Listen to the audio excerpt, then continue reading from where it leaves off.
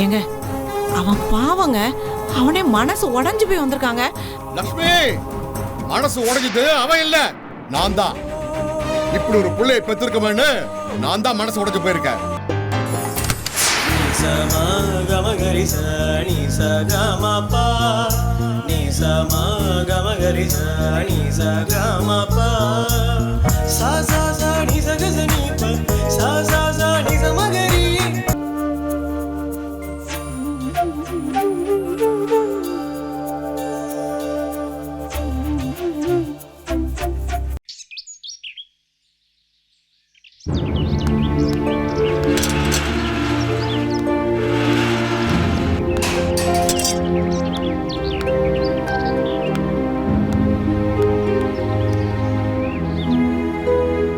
எங்கங்க போனீங்க இவ்வளவு நேரம்? இங்க பக்கத்துல போயிருந்த, அதுக்குள்ள 2-3 போன் அடிச்சிட்ட. என்ன விஷயம்? அதுவா விஷயம் என்னன்னா, என்ன விஷயம் நான் சொல்லிக்கிறேன். நீ போய் சூடா காபி போட்டு கொண்டு வா போ. என்னத்த சொன்னாலும் திருந்தவே மாட்டீங்க, போங்க. என்ன விஷயம் லக்ஷ்மி? அதெல்லாம் ஒண்ணு இல்லங்க, காஃபி கொண்டு வரட்டும், உட்கார்ந்து குடிங்க, அதுக்கப்புறம் பேசிக்கலாம். நீ முதல்ல விஷயத்தை சொல்லு. அதெல்லாம் ஒண்ணு. என்ன அங்க பாக்குற? இல்ல ஒண்ணு இல்ல. டேய், நீட்டி முழக்காத, விஷயத்தை சொல்லுங்கறல்ல.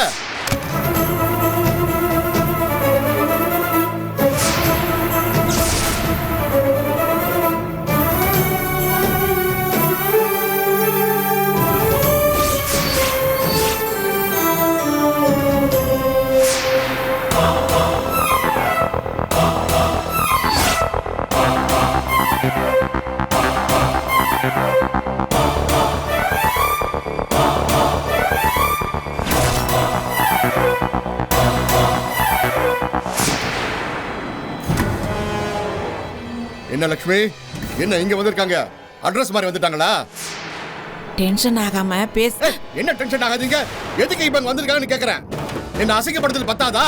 இன்னும் என்ன கேவலப்படுத்தணுமா? நான் செத்தாதான் விடுவாங்களா? என்னங்க நீங்க இப்படிலாம் பேசுறீங்க? அவன் ஏற்கனவே ரொம்ப நொந்து போய் வந்திருக்காங்க. ஏய், முட்டாள் தலைமை இந்த நடிப்பை நம்பி ஏமாந்துறாத. ஏமாந்து போய் தான் இந்த நிலைமையில நாம இருக்கோம். இன்னுமா புத்தி உனக்கு வரல? இப்ப என்ன வேணுமா இவங்களுக்கு? அப்பா, நீங்க பணத்தை வாங்கிட்டு வந்தத அம்மா கிட்ட சொல்லிட்டேன். ஏங்க என்னங்க இது? நீங்க அங்க போய் பணம் வாங்கிட்டு வந்தீங்களா என்ன? ஆமா, பணம் வாங்கிட்டு வந்த. அதுக்கு என்ன இப்போ? ஏன் நீங்க அத அம்மா கிட்ட சொல்லல? டேடே, எதை எப்போ எங்க சொல்லணும்னு எனக்கு நல்லாவே தெரியும். யாரும் எனக்கு சொல்லி கொடுக்க வேண்டிய அவசியம் இல்ல. நான் என் பொண்டாட்டிகிட்ட சொல்லுவேன், சொல்லாம போவேன். அத பத்தி இவனுக்கு என்ன? இவன் எதுக்கு இங்க வந்தா அத முதல்ல சொல்ல சொல்லு. ஏங்க அவன் பாவங்க, அவனே மனசு உடைஞ்சு போய் வந்திருக்காங்க. லக்ஷ்மி, மனசு உடைஞ்சது அவன் இல்ல, நான் தான். இப்படி ஒரு பிள்ளையை பெற்றிருக்கவேன்னு நான் தான் மனசு உடைஞ்சு போயிருக்கேன். அந்த கைராசி வீட்டுல இருக்கிறவங்களுக்கு கூட என் நியாயம் புரியுது.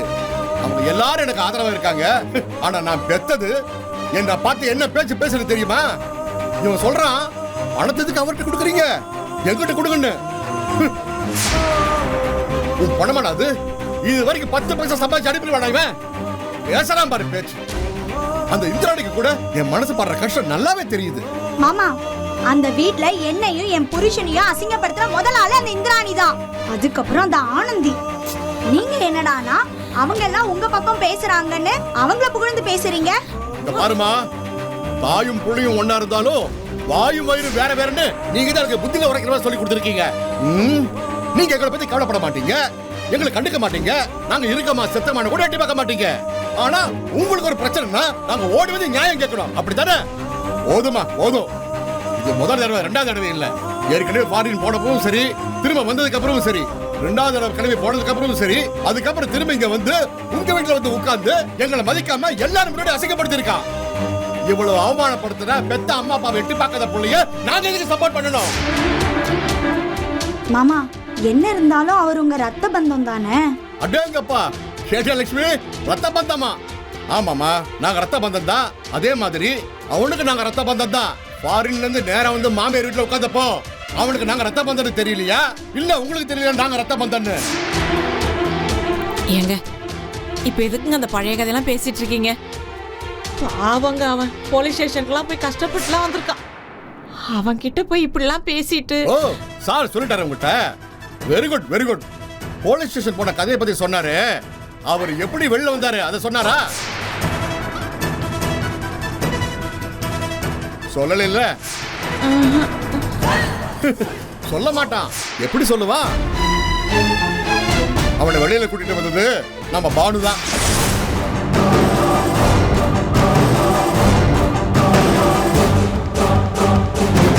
இவனை வெளியில கூட்டிட்டு வந்த விஷயத்த நான் தான் கூட்டிட்டு வந்தேன்னு ஒரு தடவை பானு கிட்ட சொல்லிருப்பாளா? நானா தெரிஞ்சுக்கிட்டு அவகிட்ட போய் கோவப்பட்டேன். ஆனா ஒரு வார்த்தை கூட கிட்ட சொல்லி காட்டல.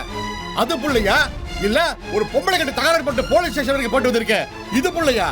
சச்சா, நினைச்சு பார்க்கறது அசிங்கமா இருக்கு. இவனுக்காக நான் போய் பானு கிட்ட சண்டை போட்டு கோவப்பட்டு அசிங்கமா நடந்துக்கிட்டேன் பாரு. அதை நினைச்சு பார்த்தா எனக்கு அசிங்கமா இருக்கு, கேவலமா இருக்கு லட்சுமி.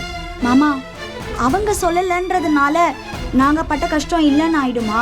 சொல்லுங்க. பாருமா, நீங்க பண்ணின தப்புக்கு நீங்க மட்டும் தான் காரணம். ஒரு முறை தப்பு பண்ணிட்டா அவன் தெரியாம தப்பு பண்ணிட்டான்னு சொல்லலாம். ஆனா திரும்ப திரும்ப அதே தப்பு பண்ணிட்டு இருந்தா அதுக்கு யாரும் பொறுப்பாக முடியாது. சரி, நான் உன்னை கேட்கிறேன். வாய்க்கு வாய் கஷ்டப்படுறேன்னு சொல்றீங்களே, அப்படி என்ன கஷ்டப்படுறீங்க நீங்க சொல்லுங்க. எனக்கு என்ன எதுவும் தெரியாது நினைக்கிறீங்களா? எல்லாம் எனக்கு தெரியும். கைராசி கடைக்கு வேலைக்கு போறது கிடையாது. அப்படியே போனாலும் அங்க இருக்கிற சுப்பிரமணியம் பாவம். அவரு சிவஞானத்தோட அப்பா காலத்துல இருந்து வேலை பார்க்கறவரு. அவரை போட்டு டார்ச்சர் பண்றது. லட்சுமி, சார் காப்பி குடிக்க வீட்டுக்கு வந்துருவாராம். ஏன் அங்கேயே அவருக்கு காப்பி கிடைக்காதா? வீட்டுக்கு வந்துட்டு சாப்பிட்டுட்டு தூங்குறது, அதுக்கப்புறம் சாயங்காலம் இருந்து ஊரை சுத்துறது. இதுக்கெல்லாம் சம்பளம் எவ்வளவு தெரியுமா? 20,000 ரூபாய். இது இல்லாம மாசம் செலவுக்கு காசு வேற. இவ்வளவு பிரச்சனை இல்ல. ஒரு வீட்டை வாடகைக்கு விட்டாங்கல்ல, அந்த வீட்டை வாடகையும் சேர்த்து கிட்டத்தட்ட 50,000 பணம் வருது இவங்களுக்கு. இவங்க கஷ்டப்படுறாங்களா? டேய், எனக்கு பென்ஷனை தவிர்த்து வேற எதுவுமே கிடையாதுடா. என் பொண்ணு பானுதான் தான் சம்பாதிக்கிறதையும் விட்டுட்டு முன்னேறணும்னு தான் சொந்த முயற்சியில அட்வொகேட்டா பிராக்டிஸ் பண்ணிட்டு இருக்கா. இந்த வீட்டையும் பார்த்துட்டு இருக்கா. அவ சம்பாதித்தால தான் இந்த குடும்பமே ஓடுது. என் பென்ஷனை வச்சுக்கிட்டு எதுவுமே செய்ய முடியாது. இவ்வளவு கஷ்டப்படுறாங்களே அம்மா அப்பான்னு ஒரு நிமிஷமா எட்டி பார்த்தியாடா? அந்த வீட்டுல உட்காந்து ஓசில தின்னுகிட்டு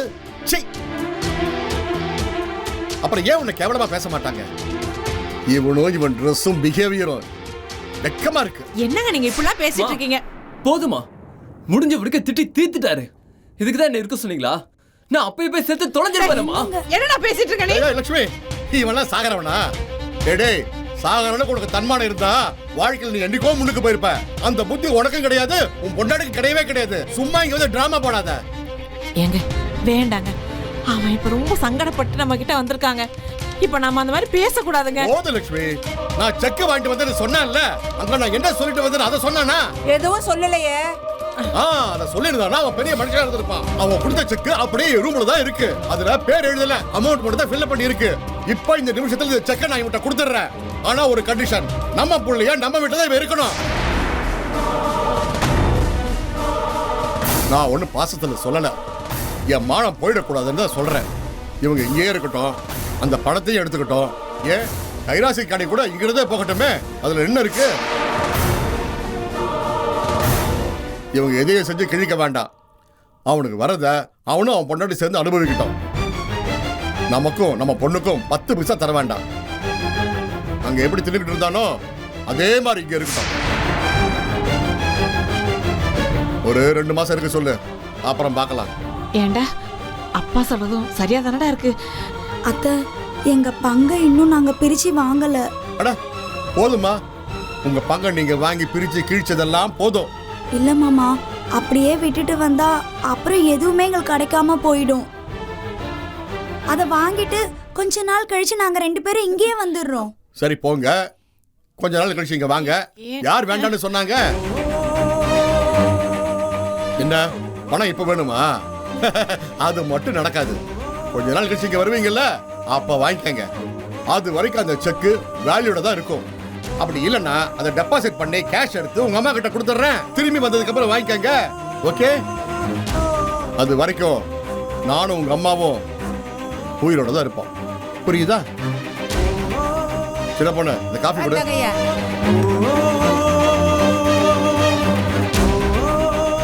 என்ன ஆறி போச்சு? கொடுங்க, நான் புதுசா போட்டு கொண்டாரேன். சீக்கிரம் வா. நீ வா உமா. இளங்கோ உமா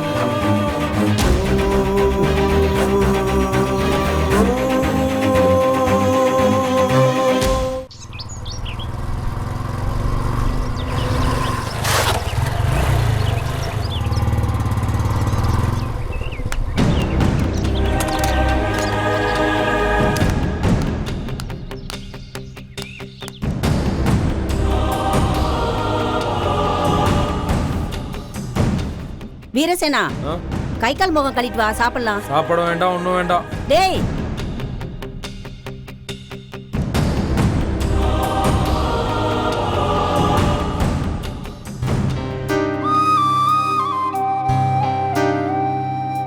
அத்தை, என்னாச்சு? ஏன் ஒரு மாதிரியா இருக்கீங்க? இல்லம்மா, வீரசேனா வந்தான். சாப்பிடலான்னு கூப்பிட்டேன், வேணான்ட்டு போயிட்டான். அவன் முகமே வாடி கிடக்கு. என்ன நடந்ததுன்னே தெரியலையே. நீங்க ஒன்றும் கவலைப்படாதீங்க. நான் போய் என்னன்னு கேட்டு சாப்பிட கூட்டிட்டு வரேன். ம்.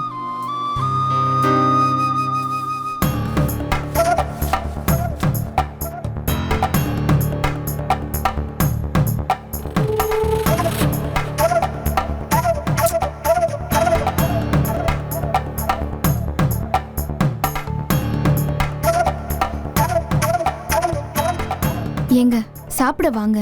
ஆமா, இப்ப இருக்கிற நிலைமைக்கு சாப்பிடுறது ஒண்ணுதான் குறைச்சல். என்னங்க? இப்ப ஏன் என்ன இம்சை பண்ற? நடக்கிற பிரச்சனைல ஏற்கனவே எனக்கு தலையே வலிக்குது. நீ வேற டார்ச்சர் பண்ணாத, போ. ஏங்க, இன்னைக்குதான் என்னமோ பிரச்சனை வந்திருக்க மாதிரி பேசுறீங்க. இத்தனை நாளா எந்த பிரச்சனையும் இல்லாமல இருந்தது. அப்படி இல்ல சித்ரா, அவர் பாட்டுக்கு எல்லாருக்கும் போனை போட்டு பரந்தாம வெளில வர அன்னைக்கு கல்யாணம்னு சொல்லிட்டு இருக்காரு. ஏங்க, அவரு நம்பிக்கையோட இருக்காரு, அதனால எல்லார்கிட்டயும் சொல்லிட்டு இருக்காரு. இதுல என்ன தப்பு இருக்கு? நீ ஒருத்தி அவரை மாதிரியே யோசிக்காம பேசிட்டு இருக்க. அந்த பொண்ணு கீதா எங்க இருக்கான்னு இப்ப வரைக்கும் எந்த தகவலும் இல்ல. இவர் மாரிய கூப்பிட்டு வேற மாதிரி எல்லாம் ஏற்பாடு பண்ணிட்டு இருக்காரு. அவன் ரொம்ப மோசமான ஆளு. அவன் பழைய கையாளு. முன்னாடி எல்லாம் தொழில பிரச்சனைன்னு வந்தா அவன் தான் வந்து கிளியர் பண்ணிட்டு போவான். அப்போ சடகோப்பன் கூட இருந்தான். அந்த மாரிய அவன் பார்த்துக்கிட்டான். ஆனா இப்ப அவன் இல்லையே. தொழில் விஷயங்கிறது வேற, இந்த பிரச்சனைங்கிறது வேற. அந்த தங்கவேலு ஏதாவது செய்ய போக ஏதாவது பெரிய பிரச்சனை ஆயிடக்கூடாதுல்ல. நமக்கு வேற வழி இல்லைங்க. இதுக்கு பயந்துட்டு அப்படியே இந்த பிரச்சனையை விட்டுற சொல்றீங்களா? அந்த தங்கவேலு முன்ன மாதிரி இல்ல. அவனுக்கு குளிர் விட்டு போச்சு. இல்லன்னா அப்பா கிட்ட கோயில்ல அவ்வளவு துணிச்சலா நான் தான் பொண்ணை அனுப்பிச்சு வச்சேன் நெஞ்ச நிமித்திட்டு பேசுவானா? அன்னைக்கு அந்த பொண்ணா திரும்பி வந்தா. இல்லன்னா இவனை என்ன பண்ணியிருந்தாலும் ஒரு வார்த்தை பேசியிருக்க மாட்டான். கரெக்ட் தாங்க. அந்த பொண்ணு வந்தால அவங்க அப்பா மேல இருக்கிற பாசத்துக்காக தானே வந்தா. அதே பாசத்தை வச்சுதான் இப்ப அவளை மடக்கலான்னு மாமா பிளான் பண்றாரு. இதுல என்ன தப்பு இருக்கு? சொல்றதே புரிஞ்சுக்காம பேசாத சித்ரா. அந்த மாறி ஏதாவது செய்ய போக வேற மாதிரி ஆயிடுச்சுன்னு வை, அப்புறம் நமக்கும் பிரச்சனை ஆயிடும். ஏங்க, நீங்க எதுக்குங்க இவ்ளோ டென்ஷன் ஆகுறீங்க? இந்த கல்யாணத்தை பிளான் பண்ணதே நான் தான். இந்த கல்யாணம் நல்லபடியா தான் நடக்கும்னு எனக்கு 100% நம்பிக்கை இருக்கு. ஏங்க, நான் தெரியாம தான் கேக்குறேன். அப்படி என்னங்க அந்த கீதாக்கு அவ்வளோ திமிரு? படிச்சுட்டா அது என்ன பெரிய உலக சாதனையா? நான் கூட தான் படிச்சிருக்கேன். அவளை மாதிரி பிஜி பண்ணலனா கூட நான் யூஜி பண்ணியிருக்கேன். என் தங்கச்சி கவிதா கூட தான் படிச்சிருக்கா. நாங்கெல்லாம் என்ன இப்படி ஆடுறோம்? என்னமோ அவதான் வானத்துல இருந்து குதிச்சா மாதிரி ஓவரா சீன் போடுறா. அடுத்த வேலை சாப்பாட்டுக்கு வக்கில்லாத குடும்பம். அவங்களுக்கு எதுக்குங்க இந்த வெட்டி பந்தா? சரி விடுங்க. ஊர் உலகத்துல இருக்கிறவங்க சொல்ற மாதிரி உங்க அப்பா நீங்க எல்லாருமே அடாவடி பண்ற குடும்பமாவே இருக்கட்டும். ஆனா அதுக்கு என்ன? நான் உங்களை லவ் பண்ணி தானே கல்யாணம் பண்ணிக்கிட்டேன். கல்யாணம் பண்ணதுக்கு அப்புறம் என்னென்ன பிரச்சனைங்க. உங்க அண்ணன் சடகோப்பனால வந்த பிரச்சனை, வீட்டை விட்டு வெளியே போய் அந்த கைராசி குடும்பத்து கூட போய் சேர்ந்து அங்க அடிபட்டு நீங்க பாட்டுக்கு என்ன அம்போன்னு விட்டுட்டு வந்துட்டீங்க. அதுக்கப்புறம் அவங்க எல்லாரும் சமாளிச்சு திருப்பியும் இங்க வந்து எத்தனையோ கஷ்டத்துக்கு அப்புறம் தான் நீங்களும் நானும் ஒன்னா சேர்ந்திருக்கோம். இப்படி ஒத்துமையா இருக்கோம்னா அதுக்கு காரணம் எல்லாரையும் அனுசரிச்சு போறது தானே. அவ்வளோ ஏன் வைஜெயந்தி அண்ணியை எடுத்துக்கோங்க. ராஜேந்தர் என்ன பெருசா படிச்சிருக்காரு? அவருக்கும் வைஜெயந்தி அக்காக்கும் ஏணி வச்சா கூட எட்டாது. ஆனா அவங்க எல்லாரையும் அனுசரிச்சு போகல. அவ்வளோ அந்தஸ்து இருக்கிற வைஜெயந்தி அக்காவே அனுசரிச்சு போகும்போது அன்னக்காவடி குடும்பத்துல பிறந்துக்கிட்டு இவளுக்கு எதுக்குங்க இவ்ளோ பிடிவாதம்? சித்ரா, அன்னைக்கு அவளால ஒண்ணுமே பிரச்சனை இல்லையே. போலீஸ் வந்து பரந்தாமனை புடிச்சிட்டு போனதுனால தானே கல்யாணம் நின்னுச்சு. அதான் உங்க தம்பி இப்ப திரும்பி வந்துருவாருல, அப்புறம் என்னங்க உங்களுக்கு? சரி இத பாருங்க, கண்டதையும் யோசிச்சு குழம்பாதீங்க. மாமா மாதிரி தெளிவா இருங்க. இந்த கல்யாணம் நடக்கும், அப்படிதான் அவரும் ஒரு முடிவுல இருக்காரு. அதுக்கப்புறம் நீங்க என்ன பண்ணணும்னு யோசிங்க. சரி நீங்க போய் கை கால் அலம்பிட்டு வாங்க. நம்ம என்ன பண்றதுன்னு வைஜெயந்தி அக்கா கிட்ட கலந்து பேசுவோம். வாங்க.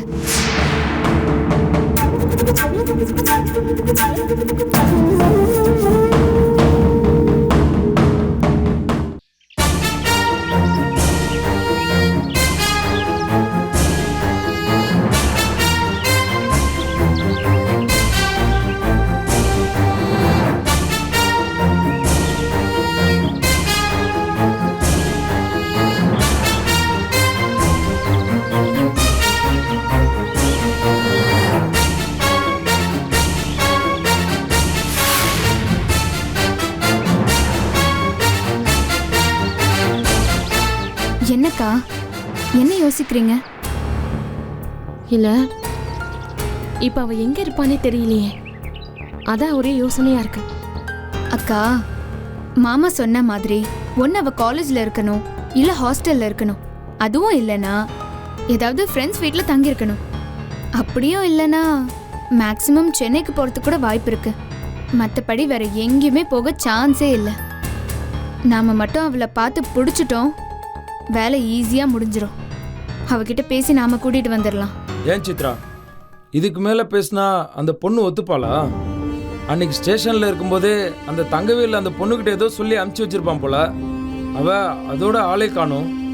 அதுக்கப்புறம் இங்க வந்து அப்படி இப்படின்னு சொல்லி ரொம்ப டிராமா போட்டான். இதுக்கப்புறம் அவகிட்ட போய் பேசுறது சரியா இருக்காதுன்னு தோணுது. அதுக்கு தாங்க நான் சொல்றேன், இப்போதைக்கு அவங்க அப்பா தான் நமக்கு துருப்பு சீட்டு. அண்ணி, அந்த ஆளை டார்ச்சர் பண்ணா அவ தானா நம்ம வழிக்கு வந்துருவாள்ல. வைஜெயந்தி, அந்த ஆளுக்கு நம்ம அப்பாவை பார்த்தாவே கை கால்லாம் டான்ஸ் ஆடும். ஆனா நீ கோயில்ல அப்பா கிட்ட எவ்வளவு தில்லா பேசினா பார்த்தல்ல. அப்போ அவன் எல்லாத்துக்கும் துணிஞ்சிட்டான்னு தானே அர்த்தம். அவனுக்கு உயிர் மேல இருந்த பயமே போயிடுச்சு. அவனை வச்சு அவளை பிடிக்கிறது ரொம்ப கஷ்டம்தான். அப்பா ஏதாவது முடிவெடுப்பாரு வீரா. அக்கா, மாமா ஏதாவது முடிவெடுத்தா அது ரொம்ப பயங்கரமா இருக்கும். அதுக்கு முன்னாடி நாம ஏதாவது செய்ய முடியுமான்னு பார்க்கணும். ஏங்க, நீங்க போய் அந்த சுரேஷை பார்த்து அவங்க கிட்ட இருந்து ஏதாவது டீடைல் வாங்க முடியுமான்னு பாருங்க. சரியான ஃப்ராட் சித்ரா. இல்லங்க, அவங்க அப்பா கூடயே இருக்கிறவன். அவங்க அப்பா கீதா கிட்ட பேசினா நிச்சயமா இருக்கிற இடம் தெரிய வரும். அவன் மூலியமா அந்த கீதாவை நம்ம கண்டுபிடிச்சிடலாம். நீங்க போய் அவங்கள பார்த்து பேசுங்க. கீதா மட்டும் எங்க இருக்கான்னு தெரிஞ்சதுன்னு வைங்க, நானும் வைஜெயந்தி அக்காவும் நேரா போய் அவகிட்ட பேசி கன்வின்ஸ் பண்ணி கூட்டிட்டு வரோம். இப்போ இருக்கிற நிலைமைக்கு அவ எங்க இருக்கான்னு தெரியணும். நானும் டிபார்ட்மெண்ட் மூலமா ட்ரை பண்ணிட்டு தான் இருக்கேன். ஆனா ரொம்ப டீட்டெயிலா அவங்க கிட்ட இந்த விஷயத்த சொல்ல முடியாதுல்ல. ஓ, ஏன்னா இது லீக் ஆனா அப்புறம் பல சிக்கல்கள் வரும். அண்ணி, அதெல்லாம் வேண்டாம். வெளியாளுங்களை விட்டு தேட சொல்றதை விட நாமளே நேரடியா தேடுறது தான் நல்லது. ஏங்க, நீங்க போங்க, அந்த சுரேஷை பிடிச்சி கையில போட்டு வச்சுக்கோங்க. அன்னைக்கு மாமா அவனை சத்தம் போட்டதுக்கு பயந்து ஓடி ஒளிஞ்சிட போறான். அவன்கிட்ட பேசி நம்ம கண்ட்ரோல்ல வைங்க. அவன் தான் இப்போ நமக்கு ரொம்ப முக்கியம். அந்த பொண்ணு எங்க இருக்கான்னு தெரிஞ்சா முதல்ல எனக்கு ஃபோன் பண்ணுங்க. லேட் பண்ணிடாதீங்க. ஏன்னா நாம லேட் பண்ண பண்ண மாமா ஏதாவது செய்ய நிறைய வாய்ப்பு இருக்கு. அது ரொம்ப டேஞ்சர் ஆயிடும். நீங்க கிளம்புங்க. சரி, நான் போய் பார்த்துட்டு ஃபோன் பண்றேன்.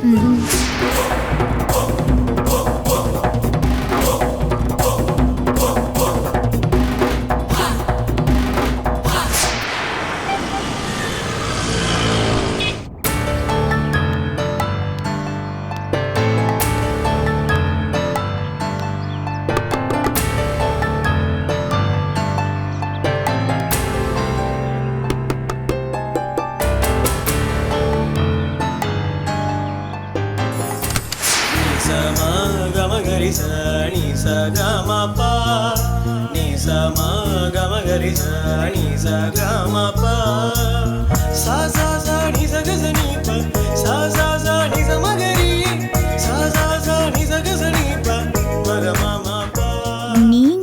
நீங்க இங்க நல்லா இருக்குங்க. இது நான் கேட்க வேண்டிய கேள்வி. இது ஏன் வீடுங்க? நீங்க எப்படி இங்க? உங்க வீடா? இல்ல, கோகிலா இந்த வீட்டு அட்ரஸ கொடுத்து அவ வீடுன்னு சொல்லி என்ன வர சொன்னா.